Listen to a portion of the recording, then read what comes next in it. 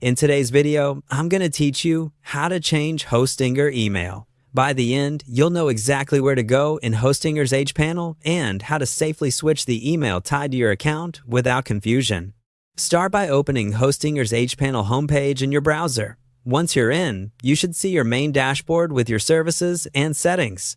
If you're prompted to sign in first, go ahead and do that so you can access your account controls. Next, look toward the top right corner of the page for the Account button. This is usually represented by your profile picture or initials. Click it to open the Account menu.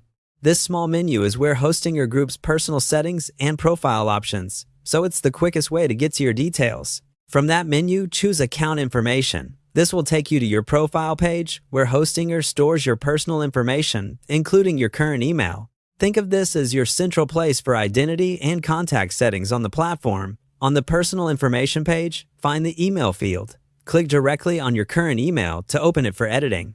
You'll typically see a small edit icon or an input field appear. Either way, you're now in the right spot to make the change. Type your new email address carefully and double-check for typos. A small spelling mistake can lock you out or delay verification, so take a moment to verify every character. When you're confident it's correct, click Continue or Save to apply the change. At this point, Hostinger may ask you to confirm the change for security. You might be prompted to authorize the update, and you may receive a confirmation message in one or both inboxes. Keep both the old and new email inboxes open, check for a verification message, and follow any instructions you receive right away.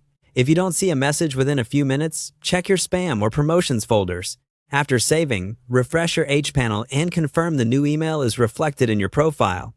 If anything looks off, repeat the edit and save steps, ensuring there are no extra spaces or characters in the address. It's a good idea to sign out and sign back in to make sure everything is synced.